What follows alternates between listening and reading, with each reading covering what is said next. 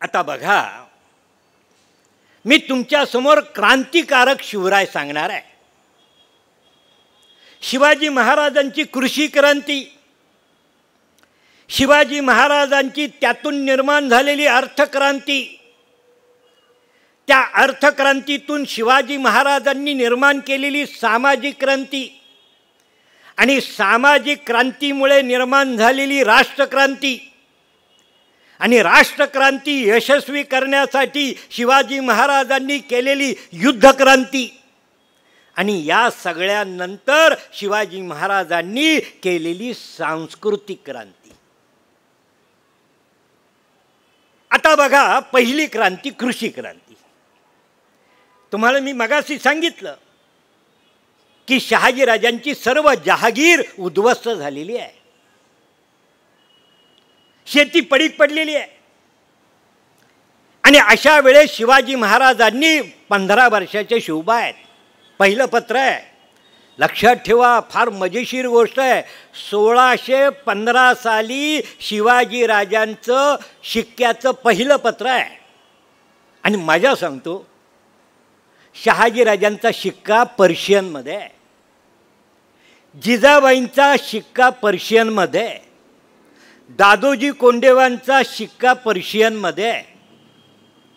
परंतु ह्या देशामध्ये पहिला संस्कृतमध्ये शिक्का करणारा मध्ययुगातला हा पहिला राजा आहे. आणि त्या शिक्क्यामध्ये जे लेखन केलंय की हे राज्य कसं असेल, प्रतिपदेच्या चंद्रापासून पौर्णिमेच्या चंद्र जसा कलेकलेने विकसित होत जातो, तसं हे राज्य पौर्णिमेच्या चंद्रासारखं विकसित होत जाईल आणि ते आदर्श असेल. 15व्या वर्षी ह्या व्यक्तीच्या समोर काय ध्येयवाद आहे, लक्षात ठेवा, साधी गोष्ट नाही. आज 15 वर्षाची मुलं आम्ही काय करतो. हा पहिला राजा आहे. आणि मग त्यांनी शेतकऱ्यांना आवाहन केलं की ही पडीक पडलेली भूमी लागवडीखाली आणू. त्या बिचाऱ्या शेतकऱ्यांनी त्यांना दुःख सांगितलं. आज आमची अवस्था अशी आहे, दावणीला बैलजोडी नाही, शेतीसाठी लागणारे अवजारं नाहीत, बियाणं नाही, पोटाला अन्न नाही. अहो, शेतामध्ये पीक पेरल्यानंतर 6 महिन्यांनी घरामध्ये पीक येतं, 6 महिने खायचं काय. शिवाजीराजांनी सांगितलं, काळजी करू नका, माझ्या वडिलांनी मला पुण्याला पाठवताना काही पुंजी दिलेली आहे, ती या सत्कार्यासाठी लावणार आहे. ज्याच्या दावणीला बैलजोडी नाही त्याला बैलजोडी मिळेल, शेतीसाठी लागणारी अवजारं नसतील ती अवजारं मिळेल, ज्याच्याकडं बियाणं नाही त्याला बियाणं मिळेल, आणि ज्याला संध्याकाळची भ्रांत आहे त्याला 2 खंडी धान्य देऊन त्याच्या 6 महिन्याची बेगमी होईल. शिवाजीराजांनी असं जाहीर केलं की माझ्या ह्या छोट्याशा राज्यात एकही व्यक्ती संध्याकाळी उपाशी झोपणार नाही. सगळे प्रश्न मिटवले. आणि एवढं करून हा राजा थांबला नाही की त्यांनी सांगितलं की जो शेतकरी पडीक पडलेली भूमी लागवडीखाली आणेल त्याला 5 वर्ष सारा माफ. जगामधला हा पहिला राजा आहे की ज्यांनी करमुक्त व्यवस्था निर्माण केली. जिथे आदिलशाही, निजामशाही, कुतुबशाही, मुघल सत्ता उत्पन्नाच्या 60% सारा, किती टक्के सारा होता, 60. अशा वेळेस हा राजा सांगतो की तुम्ही जोपर्यंत सक्षम होत नाही 5 वर्ष, तोपर्यंत तुम्ही सारा द्यायची गरज नाही. आणि मग सगळे प्रश्न मिटले. आणि बघा कशी क्रांती झाली. 5 वर्षामध्ये शहाजीराजांच्या जहागिरीतली 100% भूमी लागवडीखाली आली. आता याचा परिणाम काय झाला बघा. कालपर्यंत पोटाला अन्न नव्हतं, आज प्रत्येक शेतकऱ्याच्या घरामध्ये धान्याच्या राशी भरून राहिल्या. आणि मग त्याची सामाजिक पहिली काय झाली, अर्थक्रांती. बरोबर आहे का. कृषी क्रांती झाली, शेतकरी लागवडीखाली आली शेती, आणि राष्ट्राचं उत्पन्न वाढलं, आणि त्यातून अर्थक्रांती कशी घडते बघा. आता बघा सामाजिक क्रांतीकडे जातो.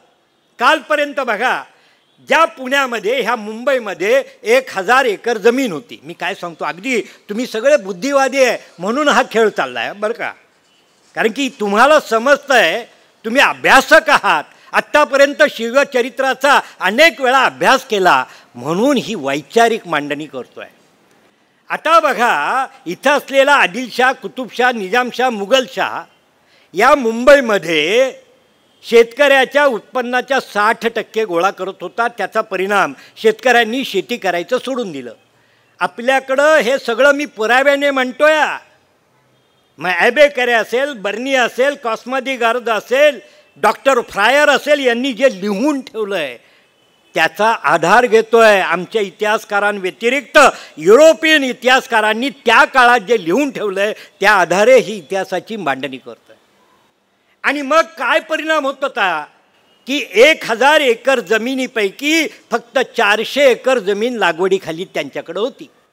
आणि त्या 400 एकर म्हणजे 1000 पोत्याच्या ठिकाणी 400 पोती धान्य पिकत होतं, आणि त्यापैकी 60% 240 पोती बादशाह अन्याय करून घेऊन जात होता, आणि 160 पोत्यामध्ये मुंबईची जनता पोट भरत होती.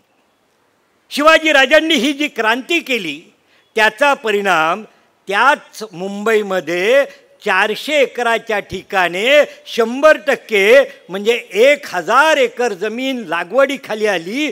तिथं 1000 पोती धान्य पिकलं. बरोबर आहे का?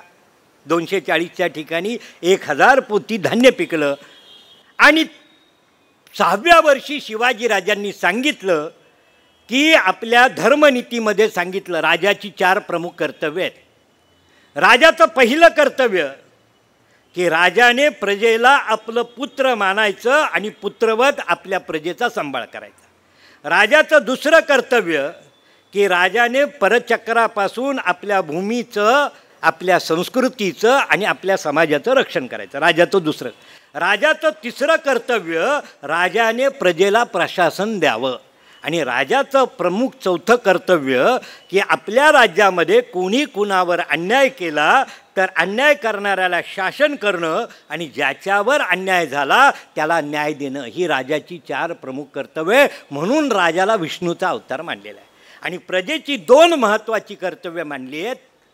मग ती भीष्मनीती, चाणक्यनीती, शुक्रनीतीमध्ये प्रजेची 2 महत्त्वाची कर्तव्य की राजाने परचक्राच्या वेळेस तुम्हाला आवाहन केलं तर राजाच्या सैन्यामध्ये सामील होऊन आपल्या राष्ट्राचं, संस्कृतीचं, समाजाचं रक्षण करावं, हे आद्य कर्तव्य प्रजेचं. आणि दुसरं प्रजेचं आद्य कर्तव्य म्हणजे राजाला या पवित्र कार्यासाठी आवश्यक असणारं धन कराच्या रूपाने द्यावं. आणि तो कर किती असावा? 33%.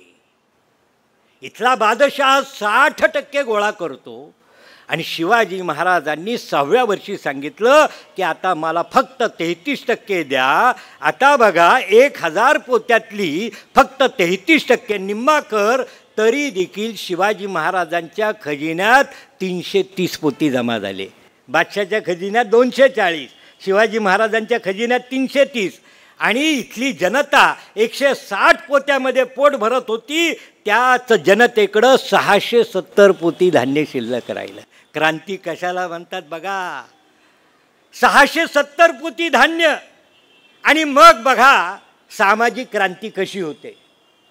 कालपर्यंत त्या शेतकऱ्याच्या पायामध्ये जोडा नव्हता. सगळ्यात महत्त्वाची गरज जोडा असतो. आणि मग तो बाजारात गेला, पहिल्यांदा जोडा घेतला. आमच्या चर्मकार बांधवाला काम मिळालं. कालपर्यंत अंगावर वस्त्र नव्हतं. आता बाजारात गेला, 10 मीटर कापड आपल्या कुटुंबासाठी घेतलं, त्या विणकराला काम मिळालं. त्याचं वस्त्र शिवलं, आमच्या शिंपी बांधवाला काम मिळालं. कालपर्यंत राहायला घर नव्हता, उघड्यावर हात होता. आता त्या शेतकरी बांधवाने घर बांधायला घेतलं, गवंड्याला काम मिळालं. सुतार बांधवाला काम मिळालं, लोहार बांधवाला काम मिळालं. आणि वीट बनवणाऱ्या कुंभार बांधवालाही काम मिळालं. शिवाजी महाराजांची सामाजिक क्रांती. शेतकऱ्याबरोबर 18 पगड जातीचा 12 बलुतेदार त्याच्या हाताला काम देऊन शिवाजी महाराजांनी त्याला सुखी समृद्ध केलं. आणि मग एक सामाजिक क्रांती झाली. समाजामधली दरी कमी झाली. सगळेच समृद्ध झाले. कोण कुणाचा तिटकारा करणार?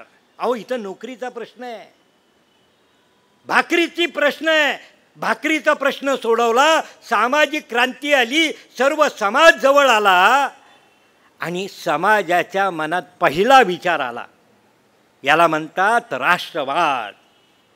की कालपर्यंत इथं असलेली निजामशाही, आदिलशाही, कुतुबशाही, मुघल सत्ता, त्यांच्या काळातलं दारिद्र्य, गुलामी, दुःख आणि शिवाजी नावाचा एक प्रभू रामचंद्र निर्माण झाला आणि त्याने निर्माण केलेलं हे रामराज्य, हे रामराज्य शाश्वत टिकायचं असेल, माझं सुख शाश्वत टिकायचं असेल तर हा शिवाजी जगला पाहिजे, त्याचं हिंदवी स्वराज्य जगलं पाहिजे आणि त्याला जगवण्याचं कार्य, त्याचं रक्षण करण्याचं कार्य हे माझं आद्य कर्तव्य आहे. याची जाणीव समाजामध्ये निर्माण झाली. यालाच आपण राष्ट्रवाद म्हणतो. शिवाजी महाराजांनी अनेक शतकांनंतर या देशामध्ये पहिल्यांदा राष्ट्रवादाची निर्मिती, सर्व समाज स्वराज्याच्या आणि शिवाजीराजांच्या रक्षणाला सिद्ध झाला. याला म्हणतात राष्ट्रवाद. आणि मग तो तानाजी मालुसरे असेल, तो येसाजी कंक असेल, तो बाजी पासलकर असेल, तो मुरारबाजी असेल, बाजी प्रभू देशपांडे असेल. राष्ट्रवाद कसा असतो बघा. त्या तानाजी मालुसऱ्याच्या पोटच्या मुलाचं लग्न आहे, परंतु त्याला जाणवतं काय? तो निमंत्रण घेऊन राजगडावर शिवरायांकडे गेला आणि त्याच्या लक्षात आलं की माझा राजा चिंतेमध्ये आहे. आणि मग त्यांनी साहजिक विचारलं, महाराज कशाची काळजी करता?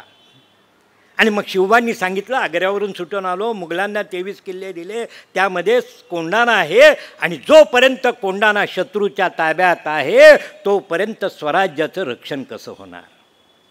आणि म्हणून मी कोंढाणा जिंकायला जाण्याचा विचार करतो. हे ऐकल्याबरोबर तानाजी उभा राहिला. हा तानाजी जिवंत असताना आपण का बरं जावं?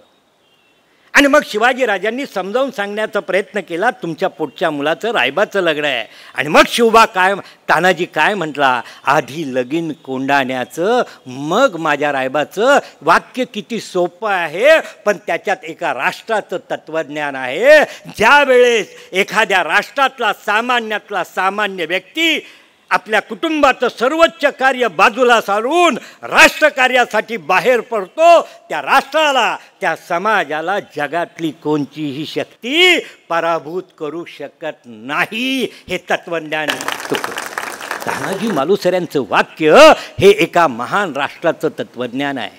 तानाजी मालुसऱ्यांनी बलिदान दिलं, परंतु तानाजी मालुसऱ्यांच्या मनात विश्वास होता की जरी माझं बरं वाईट झालं तरी हा माझा राजा माझ्या कुटुंबाचं संगोपन आपल्या पुत्रासारखं करेल. हा विश्वास राजाला निर्माण करावा लागतो आणि म्हणूनच सीमेवर तो सैनिक प्राणपणाने लढू शकतो.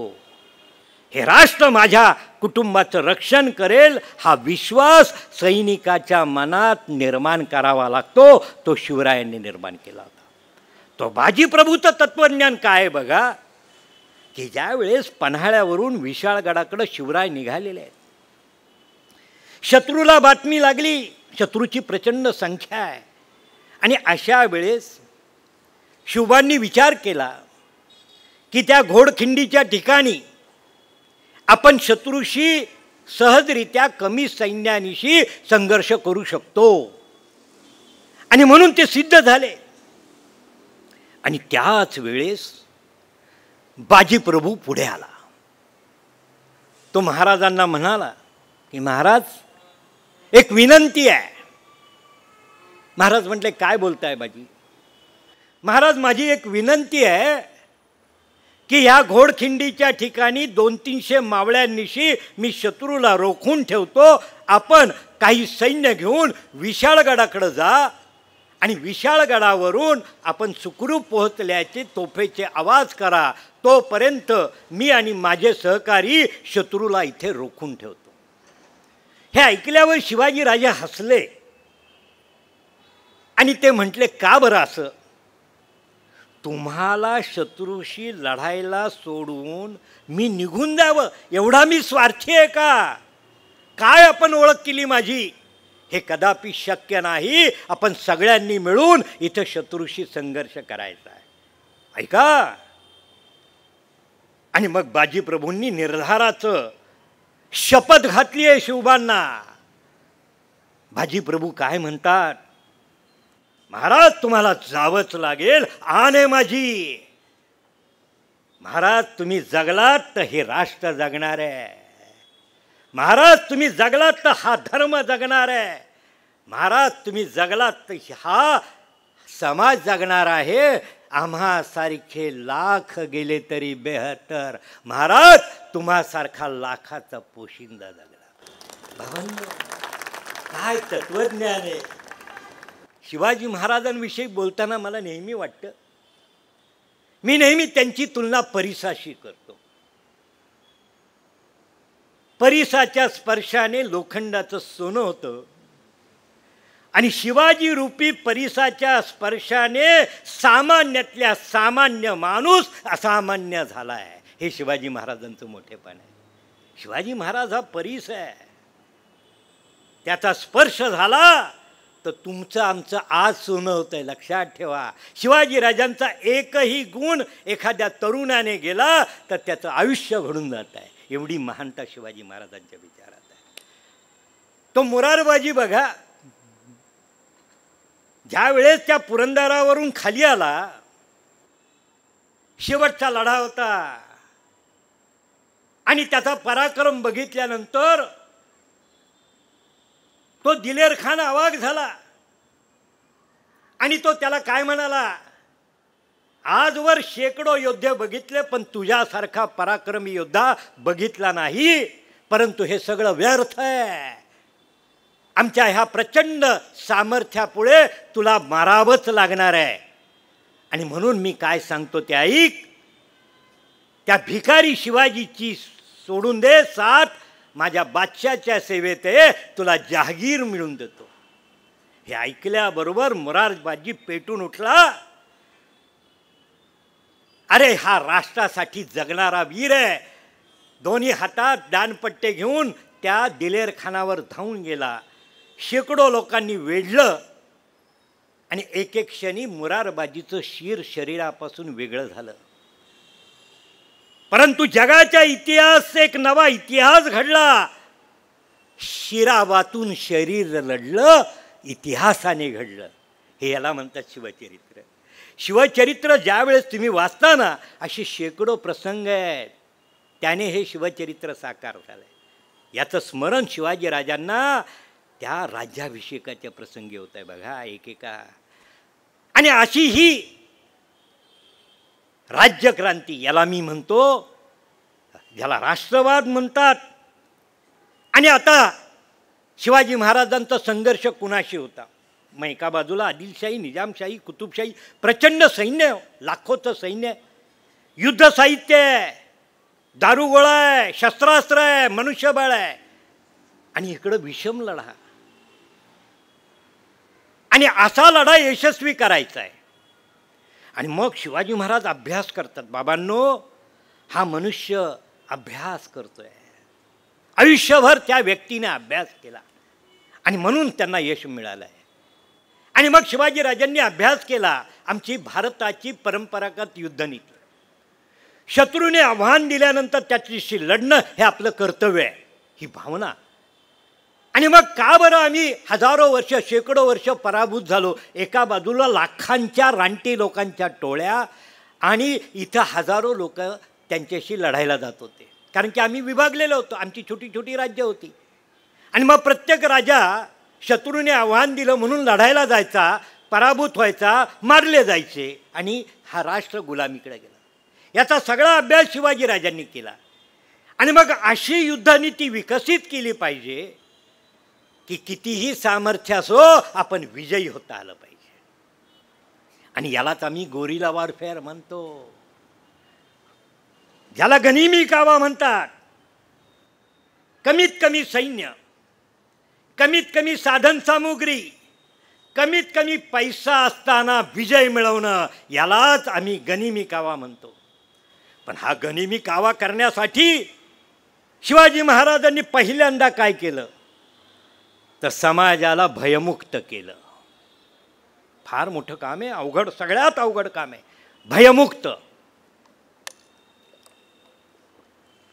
कारण की समाज अनेक शतक वारंवार होणाऱ्या पराभवामुळे निराश झालेला होता की हिंदू समाज या देशामध्ये कधी विजयी होऊ शकतो हे लोकांना खरं वाटत नव्हतं.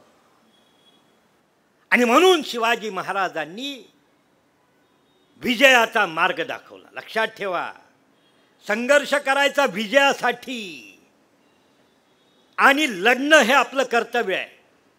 अन्याय करणारा हा कितीही शक्तिशाली असो, त्याच्याशी लढणं हे माझं आद्य कर्तव्य आहे. ही जाणीव शिवाजी महाराजांनी इथल्या सामान्य व्यक्तीमध्ये निर्माण करून त्याला संघर्षासाठी उभं केलं. पण संघर्ष कसा करायचा? गनिमी कावा. आणि मग कसं करायचं? गनिमी काव्याचं एक महत्त्वाचं सूत्र आहे, युद्धभूमी मी निवडणार आणि युद्धाची वेळही मी निवडणार. शत्रूने आव्हान केलं म्हणून मी लढाईला जाणार नाही. मग तो अफजल खान 40,000चं सैन्य आहे, सगळी साधन सामुग्री आहे. शिवाजी महाराजांकडे फक्त 5,000 सैन्य आहे. गनिमी काव्याचं दुसरं सूत्र, निसर्ग आणि दुर्गम सह्याद्रीचा पुरेपूर उपयोग करून घेणं आणि दुर्गनीती राबवणं गडकोटांच्या साह्याने. कारण की आमच्या भीष्मनीती, चाणक्यनीती आणि शुक्रनीतीमध्ये सांगितलं, दुर्गमहती सांगितली आहे, रामायणात महाभारतात सांगितली आहे की एका दुर्गाच्या सहाय्याने 100 योद्धे हजारो योद्ध्यांशी वर्षानुवर्ष लढू शकतात. आम्ही हे विसरून गेलो होतो. आणि मग शिवाजी महाराजांनी तो सह्याद्री आणि त्यातल्या गडकोटांना आपलं सेनापती केलंय. लक्षात ठेवा, या गडकोटांमुळे शिवाजी महाराज यशस्वी झाले आणि त्या मावळामधल्या त्या सामान्य मावळ्यांमुळे शिवाजी महाराज यशस्वी झाले. आणि बघा, शत्रू, कारण की अफजल खानाला वाटलं, आता बघा आणखी एक युद्धनीती, युद्धनीतीचा तिसरा पैलू कोणी सांगणार नाही, त्याला म्हणतात सायकोलॉजिकल वॉरफेअर. गनिमी काव्याचं सगळ्यात महत्त्वाचं सूत्र, तुमच्या मनात मानसशास्त्रीय युद्ध हे काय बघा प्रकरण आहे. अफजल खान विजापूरवरून निघाला आणि त्यांनी शिवाजी, त्याच्या गुप्तहेरांनी बातमी आणली की आपण स्वराज्यावर चालून येतोय. हे समजल्यानंतर शिवाजी त्या जावळीच्या आश्रयाला गेलेला आहे. अफजल खानाला माहिती आहे जावळी, कारण की तो वाईचा सुभेदार होता. आणि याच अफजल खानाने चंद्रराव मोऱ्यांवर आक्रमण केलं होतं. लक्षात ठेवा, माहिती आहे त्याला. आणि मग अफजल खान सावध झाला की जर का शिवाजी जावळीत आश्रयाला गेला तर त्याचा पराभव करणं आणि त्याला बाहेर काढणं अवघड आहे. आणि म्हणून मग अफजल खानाने सायकोलॉजिकल वॉरफेअर सुरू केलं. काय केलं? शिवाजी राजा आपल्या देवाधर्मावर अतोनात भक्ती करतो आणि म्हणून अफजल खानाने आपली वाट वाकडी केली आणि पहिल्यांदा तुळजापूरच्या मंदिरावर हल्ला केला. तिथून पंढरपूरच्या मंदिरावर हल्ला केला. त्याला असं वाटलं चिडलेला शिवाजी मैदानात येईल. पण शिवाजी महाराजांना भगवान श्रीकृष्णाचा आदर्श होता. मी नेहमी काय सांगतो ऐका, प्रभू रामचंद्रांचं चारित्र्य आणि भगवान श्रीकृष्णांची राजनीती याचा संगम म्हणजे छत्रपती शिवाजी महाराज. लक्षात ठेवा, शिवाजी महाराज म्हणजे प्रभू रामचंद्र चारित्र्य आणि भगवान श्रीकृष्णांची राजनीती. शिशुपालाचे 100 अपराध होऊन दे आणि मग त्याचं काय करायचं ते करतो. आणि शेवटी नाईलाज झाला आणि अफजल खान 40,000 सैन्य आहे. आता शिवाजीराजांनी त्याच्यावर सायकोलॉजिकल वॉरफेअर, कारण की प्रतिज्ञा केली अफजल खानाने की जोपर्यंत त्या शिवाजीला जिंदा या मुर्दा आणतो, घोड्यानिशी, चालत्या घोड्यानिशी त्याचा जिंदा या मुर्दा आणतो, प्रतिज्ञा त्यांनी केली. त्यामुळे त्याचंच ती जबाबदारी आली. शिवाजी महाराज म्हटले मी निवांत आहे. आणि मग शेवटी शिवाजी तर काय त्या जावडीतून बाहेर यायला तयार नाही आणि आपण तिथं गेल्याशिवाय शिवाजी सापडणार नाही. आणि मग शिवाजी महाराजांनी त्याच्यावर मोहिनी अस्त्र टाकलं आणि मग आपला वकील पाठवला. त्याला सांगितलं की तुम्ही वडिलांसारखे आहे, मला तुम्हाला शरण यायचं आहे, परंतु मी तुम्हाला घाबरतोय आणि मग तुम्ही मला भेटायला या. आणि मग वकिलांनी असं दाखवलं की खरंच शिवाजी घाबरलेला आहे. आणि मग अफजल खानही विचार करतो की आपल्यासमोर पर्याय नाही. आणि मग या भित्र्या शिवाजीला पकडायला एवढं सैन्य तरी कशाला. आता त्याच्याबरोबर 100 हत्ती होते, ते घेऊन कसे जायचे. जिथं माणसाला चालता येत नाही तिथं हत्ती कुठून जायचे. मग तो म्हटला हत्ती इथंच असू द्या.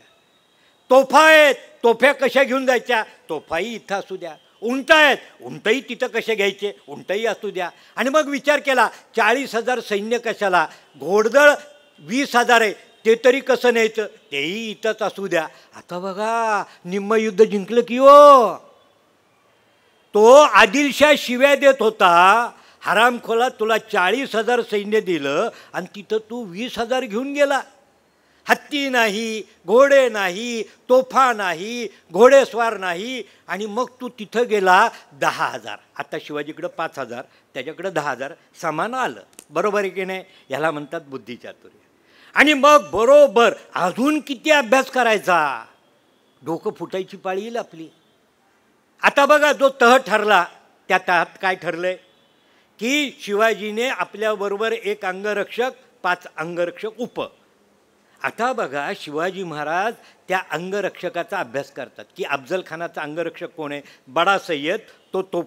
तो दानपट्ट्यात निपुण आहे. म्हणून शिवाजीने प्रत्येकाला वाटत होतं, मग तो तानाजी, येसाजी, बाजी, की शिवाजीचं रक्षण करण्याचा, माझ्या राजाचा रक्षण करण्याचा माझा अधिकार आहे. शिवाजी राजांनी एका तरुण मिसरूड न फुटलेल्या मुलाचं नाव पुकारलं. सगळ्यांच्या मनात शंका आली की शिवाजी राजांच्या मनात आपल्या पराक्रमाविषयी शंका आहे का. पण निवडला जीवा म्हणून वाटला शिवा. बरोबर आहे की नाही. त्या अफजल खानाच्या प्रसंगाच्या वेळेस तिथंही बघा अंगावर त्यांनी चिलखत, जिरेटोप, माहिती आहे हा विश्वासघातकी आहे. आणि हातामध्ये वाघनक, इथं बिचवा लपवलेला आहे. आणि त्यांनी गळा आवळल्यानंतर ते सगळं तुम्हाला इतिहास माहिती आहे. मी काय ते सांगत नाही, मी इतिहास सांगायला नाही, मी फिलॉसॉफी सांगायला उभा आहे इथं. आणि अशा वेळेस शिवाजी महाराजांनी किती सावधता आहे. सदैव सावध असावे. समर्थांच्या सारखं शिवचरित्र कोणीही लिहू शकणार नाही. 1000 पानाला 1 ओवी भारी आहे. बरोबर आहे की नाही. समर्थांनी जे वर्णन केलेलं आहे ते हजारो 10,000 पानातून जे व्यक्त होईल ते समर्थांनी आपल्या छोट्याशा काव्यामधून शिवाजी महाराजांची महती सांगितलेली आहे. आणि मग त्या प्रसंगी ज्यावेळेस तो सय्यद बंडा शिवाजी महाराजांच्या रोखाने ते दानपट्ट्याचं पात्र येत असताना फ्रॅक्शन ऑफ सेकंदामध्ये त्याचा हात आकाशात छाटला गेला. काही सेकंदाचा जरी उशीर झाला असता तर इतिहास काय घडला असता. परंतु शिवाजी महाराज इतिहासाला अशी संधी देत नाही. होता जीवा वाचला शिवा. किती अचूक निवड आहे, व्यक्तीची निवड बघा. आणि अशा पद्धतीने शिवाजी महाराजांनी आपल्या शत्रूवर विजय मिळवला, युद्धनीती सांगितली. बरोबर आहे की नाही. तुम्हाला सगळं मी हळूहळू सांगतोय कारण मी घोड्याच्या पावलाने, बाजीरावाच्या घोड्यावर मी बसलेलो आहे आणि माझं आता चालू आहे. काय करावं, कारण वेळ पुढं चाललेला आहे. बघा 10 वाजलेले आहेत. 5-10 मिनिटात कसं तरी सांगतो, पण तुम्हाला महत्त्वाचं. आता बघा शिवाजी महाराजांची सांस्कृतिक क्रांती. या राजांनी काय केलं? ज्या देशामध्ये उत्तुंग आरमार होतं, अरे जिथला राजराजेश्वर चोल याच आरमाराच्या सहाय्याने पूर्व आशियामध्ये गेला आणि त्या कंबोडियामध्ये हिंदू संस्कृतीचा प्रसार केला. ग्रीकांपासून हजारो वर्ष ज्या देशातल्या इथं आधुनिक पद्धतीच्या नावा 2000 वर्षांपूर्वी होत्या, परंतु आमच्यामध्ये काही अनिष्ट रूढी आल्या आणि समुद्र बिडी आम्ही आमच्यावर थोपून घेतली. आणि याचा परिणाम काय झाला? समुद्रात जायचं नाही, आरमार नाही, जहाजं नाही, तिथं किल्ले नाही, कोणी यावं आणि टिकली लावून जावं. इथं ग्रीक आले, रोमन आले, शक आले, हून आले, कुशान आले, ग्रीक आले आणि पोर्तुगीज आले, डच आले, फ्रेंच आले, इंग्रज आले. अहो व्यापाऱ्यांनी तुमच्यावर राज्य करावं अशी आपली अवस्था. अहो त्यांचं सोडा. अहो ज्या अरबांनी त्या आफ्रिकेवर छापे घालायचे आणि तिथल्या त्या निग्रो बांधवांना गुलाम करायचं आणि गुलाम म्हणून विकायचं, त्या गुलामांनी तुमच्यावर राज्य करावी इतकी आपली अधोगती झाली होती. त्या जंजिरेकर सिद्धी कोण आहेत? गुलाम. आणि गुलामांनी तुम्हाला गुलाम करावं अशी आपल्या देशाची आणि आपल्या समाजाची अवस्था होती. आणि तिथे शिवाजीराजांनी क्रांती केली. शिवाजी महाराजांनी अरमान केलं. 24 ऑक्टोबर 1657 एका दिवशी कल्याण भिवंडी जिंकली आणि त्या कल्याण बंदरामध्ये असलेल्या नावा शिवाजी महाराजांनी ताब्यात घेतल्या आणि जाहीर केलं, आमच्या आरमाराची स्थापना झाली. आणि बघा इथं थांबले नाहीत. युरोपियन तत्वज्ञान, युरोपियन स्थापत्यशास्त्र, नौकानयनशास्त्र आणि परंपरागत याचा संगम केला. युरोपियन लोकांना आपल्या कामाला ठेवलं, आधुनिक पद्धतीचं आरमार निर्माण केलं. इंग्रज त्यांची चेष्टा करत होत्या शिवाजीराजांची. आणि यावेळेस खुंदेरीला, त्या खांदेरीला संघर्ष झाला आणि इंग्रजांनी आपल्या राजाला पत्र पाठवलं की त्या शिवाजीने संगमेश्वरी नावाच्या आरमारी नौका विकसित केला आणि त्या नौका 4 फूट पाण्यात तरंगू शकतात आणि आमच्या नावांना कमीत कमी 20 फूट पाणी लागतं, त्यामुळे त्यांच्या नावा आमच्या डोळ्या देखत त्या कमी पाण्यामध्ये संचार करतात. अशा संगमेश्वरी शिवाजीराजासारख्या आरमार आम्हाला निंबार करण्याची गरज आहे. बघा ह्याला म्हणतात क्रांती. शिवाजी महाराजांनी सागरी दुर्ग निर्माण केले. या देशामध्ये सागरी दुर्ग निर्माण करणारा, आरमार निर्माण करणारा अनेक शतकांनंतर हा पहिला राजा आहे.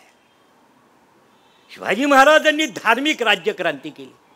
कोणी यावं, आमची मंदिरं पाडावीत, कोणी, आम्ही किती शंडपणा. मी उदाहरणं देतोय, फार महत्त्वाची आहे. ज्यावेळेस शिवाजी महाराज दक्षिण दिग्विजयाला गेले आणि त्या तामिळनाडूमध्ये गोळकोंड्याच्या कुतुबशहाच्या एका वजिराने नुकतंच एक पेरुमलाईचं मंदिर, तिथलं अतिशय पवित्र महत्त्वाचं मंदिर, ते मंदिर नुकतंच काही वर्षांपूर्वी पाडून मशीद बांधली. त्या दक्षिणेतल्या भक्तांनी शिवाजी महाराजांना गारानं गायलं, तुम्ही हिंदू धर्मरक्षक आहात, आमच्या ह्या यवनांनी आमचं हे मंदिर पाडून इथं मशीद बांधलेली आहे, तुम्ही आमच्यासाठी काही करा. शिवाजी महाराजांनी म्हटलं की ती मशीद पाडून मंदिर बांधून देईल, पण त्या मंदिरात जाणार का ते महत्त्वाचं आहे. ते म्हटले निश्चित जाणार.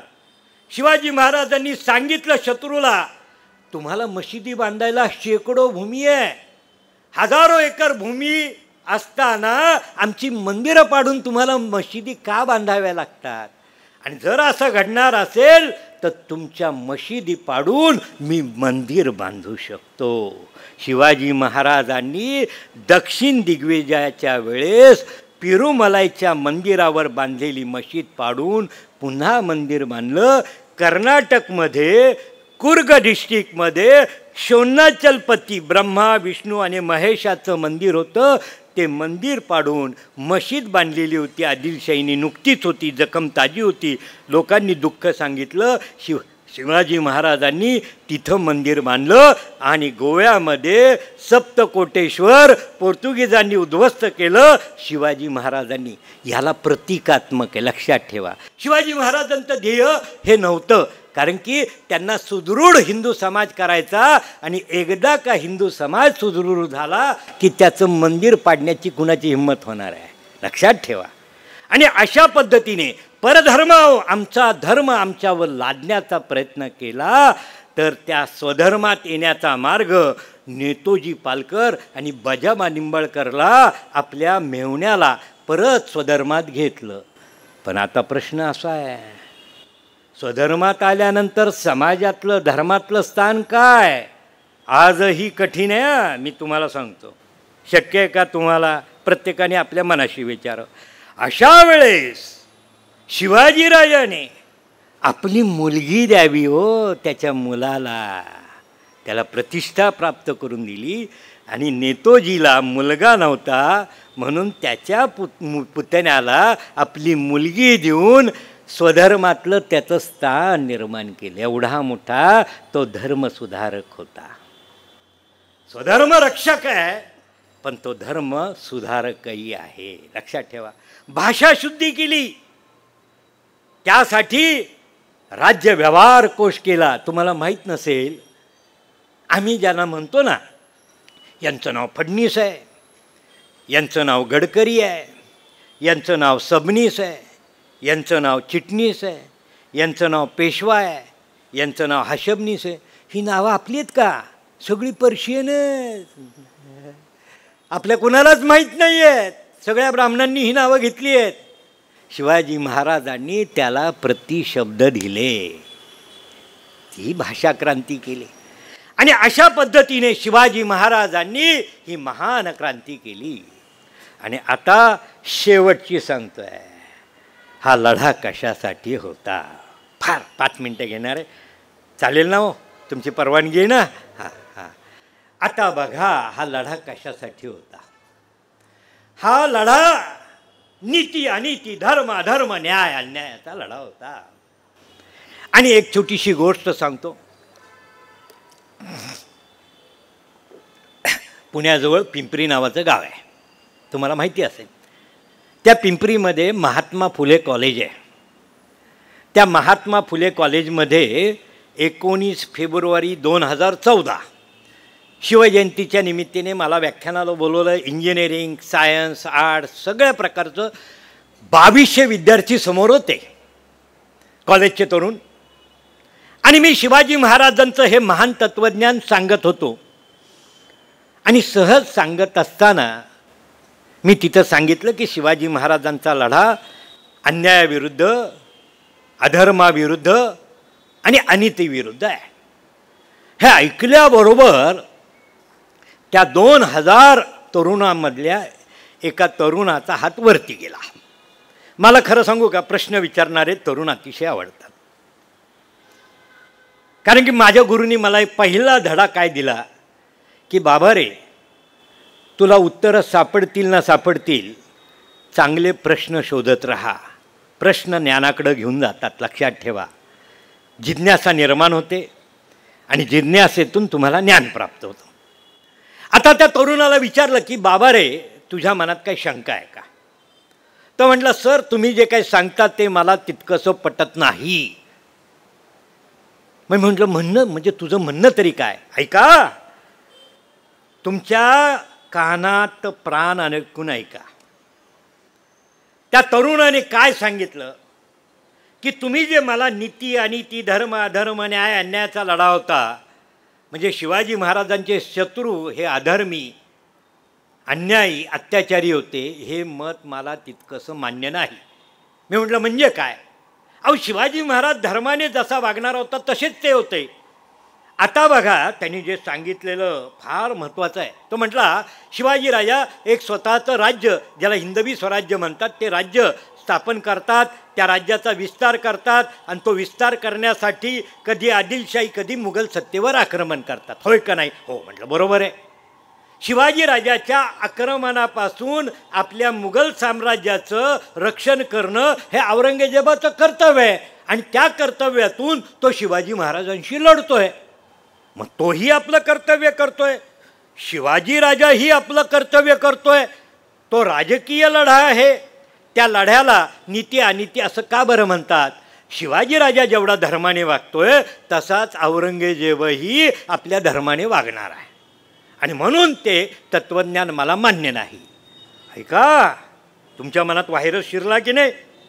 तुम्हालाही खरं वाटायला लागलं ना? आता बघा, त्या तरुणाला म्हटलं की बाबा रे, तुझं नाव काय? तर म्हटलं सलीम शेख. मी म्हटलं तू काय करतोस? त्याने सांगितलं मी MA फर्स्ट क्लास डिस्टिंक्शनमध्ये पास झालेलो आहे आणि मी PhDसाठी रजिस्ट्रेशन करतो आहे आणि माझ्या PhDचा विषय आहे मुघल साम्राज्याचा सर्व शक्तिमान राजा आणि सर्व योग्य राजा औरंगजेब.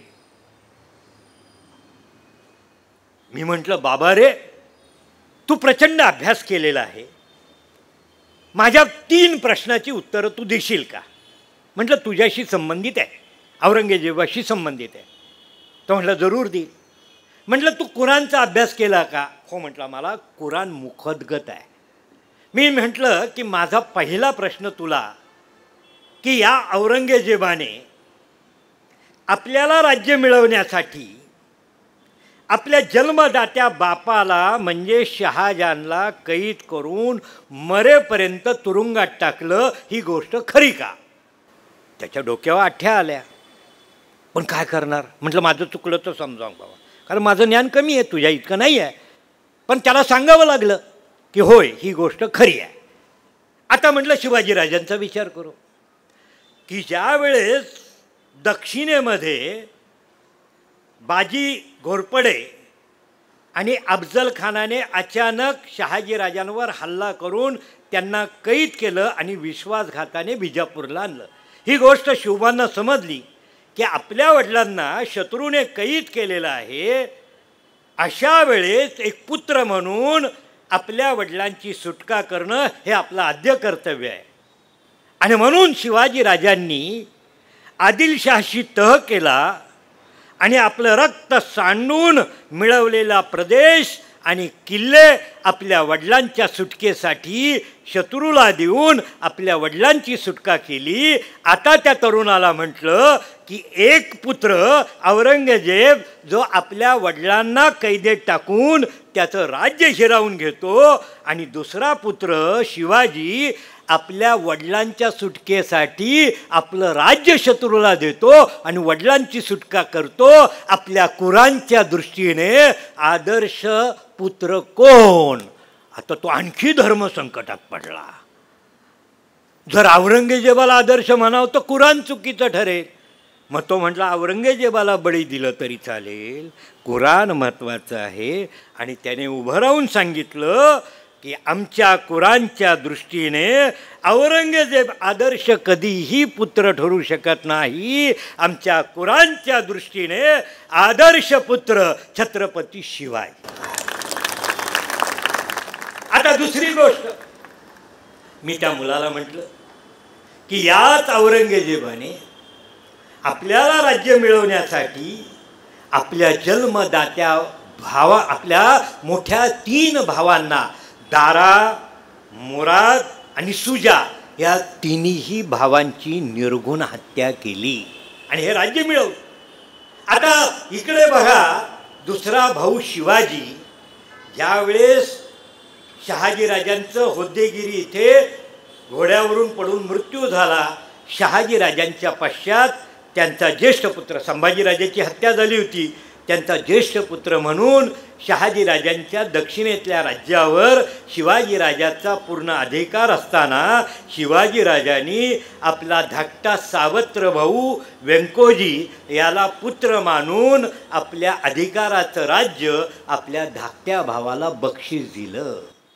आता त्या तरुणाला म्हटलं की एक भाऊ औरंगजेब की जो आपल्या तिन्ही मोठ्या भावांची निर्गुण हत्या करून त्यांच्या हक्काचं राज्य हिरावून घेतो आणि दुसरा भाऊ शिवाजी आपल्या धाकट्या सावत्र भावाला पुत्र मानून आपल्या अधिकाराचं राज्य देतो. आपल्या कुरांच्या दृष्टीने आदर्श भाऊ कोण? तो उभा राहून सांगितलं की आमच्या कुरांच्या दृष्टीने आदर्श भाऊ छत्रपती शिवाजी महाराज. आणि तिसरी गोष्ट की याच औरंगजेबाने, तुम्हाला माहीत नसेल की ज्या वेळेस आपला सगळ्यात ज्येष्ठ बंधू दारा याची हत्या केल्यानंतर दुसरं कार्य काय केलं असेल तर त्या दाराची पत्नी होती, तिचं नाव होतं उदयपुरी बेगम. मुघल घराण्यामधली अतिशय देखणी स्त्री म्हणून तिचं वर्णन केलेलं आहे. हा दारा औरंगजेबापेक्षा 16 वर्षांनी मोठा होता, कारण की मुमताज बेगमला शहाजहानपासून 14 अपत्य झाली, त्यातला सर्वात मोठा दारा आणि औरंगजेब 9 नंबरचा होता. त्या दोघांमध्ये 16 वर्षाचं अंतर होतं. दाराची पत्नी उदयपुरी ही औरंगजेबापेक्षा 11 वर्षांनी मोठी होती. 11 वर्षांनी मोठी असलेली आपली भावजय या 11 वर्षांनी लहान असलेल्या ह्या औरंगजेबाची तिच्यावर वाईट नजर होती.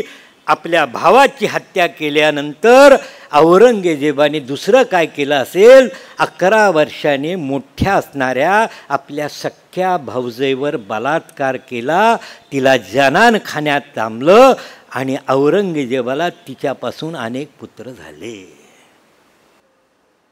आणि या उलट शिवाजी राजा कल्याण भिवंडीवर आक्रमण केल्यानंतर तो मुघल सुभेदार जीवाच्या भीतीने पळून गेला. त्याचं कुटुंब शिवाजीराजांच्या समोर आणून उभं केलं. त्या कल्याणच्या सुभेदाराची सून असेल, त्याच्या घरातल्या स्त्रिया असतील, त्या भयभीत झालेल्या होत्या.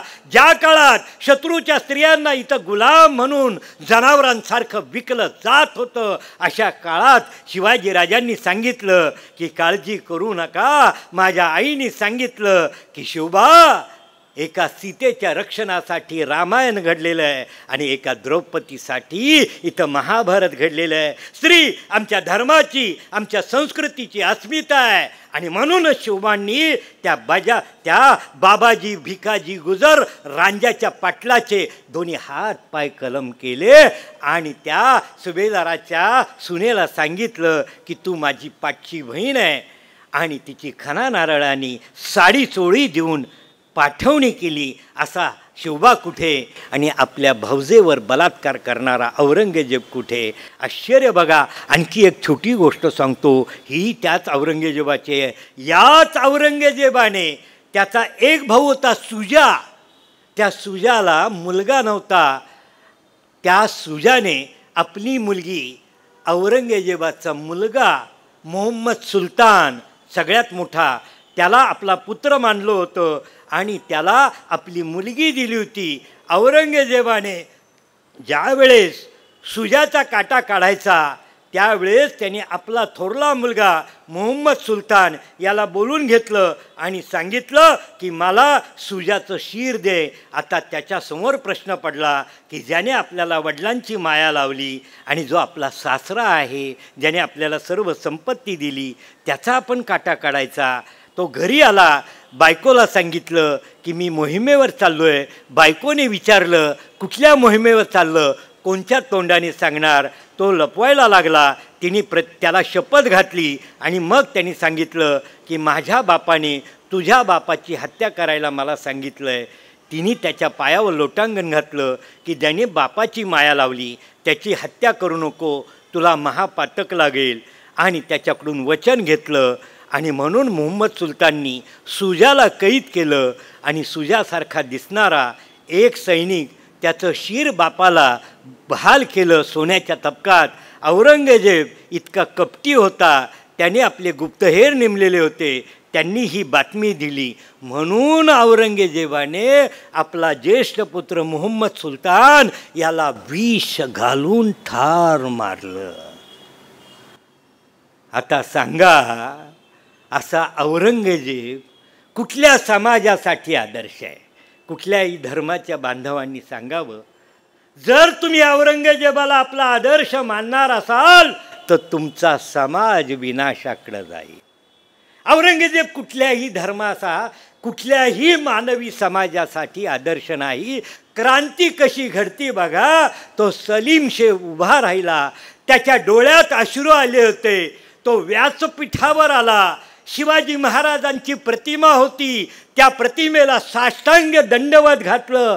सर, आज तुम्ही माझे डोळे उघडले आणि माझ्या PhDचा विषय आदर्श राजा शिवाजी. आणि तुम्हाला आश्चर्य वाटेल, काही दिवसांपूर्वी बातमी वाचली असेल की एक SP ज्याचं नाव सलीम शेख आहे, या भारताचा एक आदर्श पोलीस अधिकारी म्हणून तो सलीम शेख भारताच्या राष्ट्राचं रक्षण करतोय, आमच्या समाजाचं रक्षण करतोय. याला म्हणतात इतिहास. आणि असा इतिहास शिवाजी महाराजांनी घडवला. आणि तो त्या रायगडावर त्याची सांगता झाली. शिवाजी महाराजांनी हे स्वप्न, जे ध्येय उराशी बाळगलं, जिजाऊंनी ज्यांना स्वप्न दिलं, त्या स्वप्नाची पूर्तता त्या रायगडावर होणार होती. एक हिंदुपत पातशाह सन्मानपूर्वक सिंहासनावर रूढ होणार होता. याची महती त्या गागाभट्टांना जाणवत होती. ते काशीला होते, आमच्या पैठणचे होते. त्यांच्या आजोबांनी काशी विश्वेश्वरामध्ये अनेक वर्ष पूजा आणि त्याची स्थापना केली होती. त्या गागाभट्टांनी सांगितलं की या अनेक शतकांनंतर इथं हिंदू क्षत्रिय राजा झालेला नाही, एक अधिकृत हिंदूंचा राजा झालेला नाही. तो पहिला राजा आहेत. इथले हिंदू राजा गुलाम आहेत. तो पहिला असा हा सार्वभौम राजा आहे. परंतु यासाठी तुला राज्याभिषेक करावा लागेल. आणि म्हणूनच शिवाजी महाराजांनी कर्तव्याची पोटी तो राज्याभिषेक केलेला आहे. आणि मग गागाभट्टांनी 3 सिंधू, दक्षिण सिंधू, पूर्व सिंधू आणि पश्चिम सिंधू, या 3 समुद्राचं पाणी, इथल्या सर्व पवित्र जलांनी गागाभट्टांनी शिवाजी महाराजांवर अभिषेक केलेला आहे.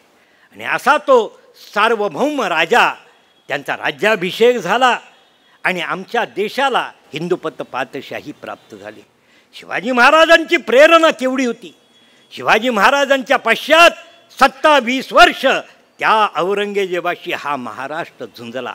कारण की तो विचार शिवाजी महाराजांनी निर्माण केला. मग ते 9 वर्षाचा संभाजी राजांचा संघर्ष असेल, 11 वर्षाचा राजाराम महाराजांचा संघर्ष असेल, 7 वर्षाचा एका 23 वर्षाच्या विधवा त्या भद्रकाली ताराबाईचा संघर्ष असेल. आणि त्या 27 वर्षाच्या संघर्षानंतरही औरंगजेबाला यश आलं नाही. आणि निराश झालेला औरंगजेब याच भूमीमध्ये 20 फेब्रुवारी 1707 साली गाडला गेला. औरंगजेबाचं निधन हिंदुस्थानच्या इतिहासाला कलाटणी ठरणारी घटना ठरली. आणि फक्त 12 वर्षामध्ये बाळाजी विश्वनाथ पेशवे, खंडेराव दाभाडे सरसेनापती शाहू महाराजांपासून प्रेरणा घेऊन दिल्लीमध्ये गेले. दिल्ली जिंकली आणि तिथं तो जो फरुखशेर बादशाह होता त्याला दूर करून एका रफी उत्तरजत नावाच्या तरुण एका मुलाला बादशाह केलं. स्वराज्याच्या सनदा मिळवल्या, चौथाई आणि सरदेशमुखीच्या सनदा मिळवल्या. आणि फक्त 50 वर्ष 1757 मध्ये शिवाजी महाराजांपासून प्रेरणा घेतलेल्या मराठ्यांनी असे तू हिमाचल, हिमालयाच्या शिखरापासून सागराच्या तीरापर्यंत, अटकपासून कटकपर्यंत, पेशावरपासून तंजावरपर्यंत, द्वारकेपासून कलकत्त्यापर्यंत एक वैभवशाली हिंदूंचं साम्राज्य निर्माण केलं होतं. शिवरायांचं स्वप्न साकार केलेलं होतं. फक्त साम्राज्यच निर्माण केलं नाही, ज्या ज्या वेळेस परकीयांची आक्रमण आली त्याच्याशी मुकाबला केला. आणि 14 जानेवारी 1761 या देशाच्या रक्षणासाठी 1 लाख मराठ्यांनी त्या पानिपतच्या समरभूमीवर बलिदान दिलं. युद्धात अब्दाली जिंकला, ध्येयात मराठे जिंकले. अब्दाली पुन्हा या देशाकडे वाकड्या नजरेने पाहू शकला नाही. असा पराक्रम शिवाजी महाराजांपासून प्रेरणा घेतलेल्या मराठ्यांनी घेतला. आणि पुन्हा एकदा राखेतून उठावेत तसे उठले मराठे. 12 फेब्रुवारी 1771 रामचंद्र कानडे, विसाजी पंत बिनीवाले, महाजी शिंदे, तुकोजी होळकर, माधवराव पेशव्यांच्या मार्गदर्शनाखाली मराठ्यांनी दिल्ली जिंकली आणि 32 वर्ष मराठ्यांनी दिल्लीचं रक्षण केलं आणि त्या लाल किल्ल्यावर त्या मराठ्यांचा भगवा मुघलांच्या निशाणाबरोबर फडकत राहिला. 1803 मध्ये ज्यावेळेस इंग्रज सेनापती जनरल लेक दिल्ली जिंकायला आला, एकही मुघल सैनिक दिल्लीच्या रक्षणासाठी आला नाही. 15,000 मराठे दिल्लीच्या रक्षणासाठी लढत राहिले. आणि म्हणून जनरल लेख लिहून ठेवतो, दिल्ली विजयाचा इतिहास, दिल्ली आम्ही मुघलांशी लढून जिंकली नाही, तर दिल्लीसाठी प्राणपणाने मराठ्यांशी लढावं लागलं. असा हा आपला गौरवशाली इतिहास आहे. आणि त्या शिवरायांचं विस्मरण झालं आणि 1,500 इंग्रज खडकीवरून निघाले आणि 1.5 दिवसात 150 वर्षाचं मराठ्यांचं राज्य जिंकून घेतलं. याचंही आत्मचिंतन करण्याची गरज आहे. ज्यावेळेस राष्ट्रातला समाज जाती जातीमध्ये लढतो, पंथामध्ये लढतो आणि स्वार्थासाठी ज्यावेळेस देश आणि देशातला समाज स्वार्थी होतो, तेव्हा तो लास्ट लयाला जातं. आणि मग कुठेतरी उमाजी नाईक असतो, वासुदेव बळवंत फडके असतात, झाशीची राणी असती, नानासाहेब असतात, चाफेकर असतात, सावरकर असतात, सुभाषचंद्र बोस असतात, भगतसिंग असतात, प्राणपणाने या देशासाठी बलिदान देतात. लाखो लोकांनी या देशाच्या स्वातंत्र्यासाठी बलिदान दिलं आणि त्याच्यातून 15 ऑगस्ट 1947 साली या देशाला स्वातंत्र्य मिळालं. पण 70 वर्षात आम्ही का इतिहास ऐकला की कोणीतरी एक मुठभर मीठ उचललं आणि शत्रू पळून गेला. बाबांनो, या देशाच्या स्वातंत्र्यासाठी लाखो देशभक्तांनी बलिदान दिलंय. त्याचं विस्मरण होणं हा कृतज्ञपणा आहे. तो राष्ट्राच्या त्या गौरवाला मारक आहे. या हिंदुस्थानला पुन्हा सशक्त करायचं असेल, भयमुक्त करायचं असेल, भ्रष्टाचार मुक्त करायचं असेल, विज्ञाननिष्ठ करायचं असेल, तर प्रभू रामचंद्र भगवान श्रीकृष्णाबरोबर छत्रपती शिवरायांचीच पूजा करावी लागेल आणि त्यांच्याच मार्गाने आपली वाटचाल करावी लागेल. एवढंच या प्रसंगी बोलतो आणि मी इथेच संपतो. जय हिंद, जय महाराष्ट्र. धन्यवाद. दुर्दैवाने मला बोलायला लागल्यानंतर राहत नाही, कारण की अशी इच्छा असते की हे कुठंतरी 40-50 वर्षाचं जे काही संचित आहे ते आपल्यापर्यंत आणून सोडावं, हेच आपलं ध्येय आहे. म्हणून मी धन्यवाद.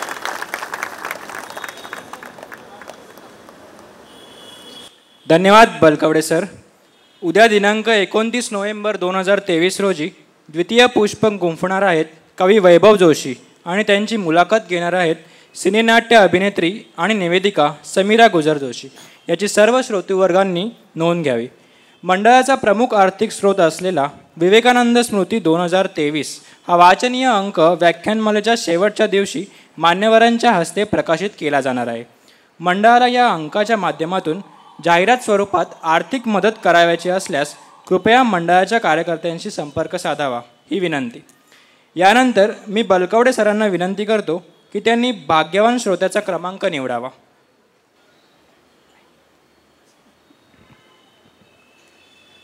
भाग्यवान श्रोत्याला मिळणार आहे रुपये 500 इतक्या किमतींची पुस्तके. 283 नंबर 283. भाग्यवान श्रोत्याने आपले प्रमाणपत्र घेण्यासाठी मान्यवर कक्षात यावे. 283. यानंतर संपूर्ण वंदे मातरम होईल. वंदे वंदे सुजला सुफला मलयज शीतला शस्य श्यामला मातरम वंदे शुभ्रज्योत्स्ना पुलकितयामिनी पुल्लकुसुमिता द्रुमदलशोभिनी सुहासिनी सुमधुरभाषिणी सुखदां वरदा मातरं वन्दे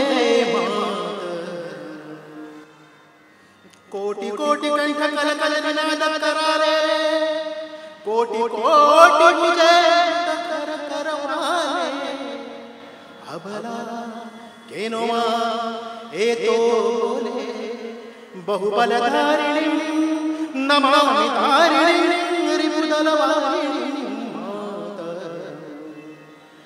वन्दे तुम्ही विद्या तुम्ही धर्म तुम्ही रुजी तुम्ही मर्म त्वं हि प्राणाच्छरीरे बाहुते तुम्ही मा शक्ती हृदये तुम्ही मा भक्ती तोमारे प्रतिमा गणी मंदिरे मंदिरे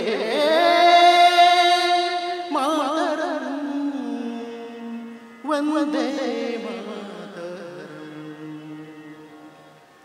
त्वं हि दुर्गा दशप्रहरणधारिणी कमला कमलदलविहारिणी वाणी विद्यादायिनी नमामि नमामि कमला अमला अतुला सुजलां सुफलां मातरं वन्दे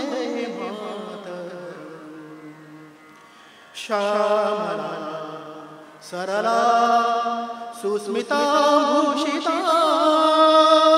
धरणीं भरणीं मातरं वन्दे मातरं वन्दे मातरं भारत माता की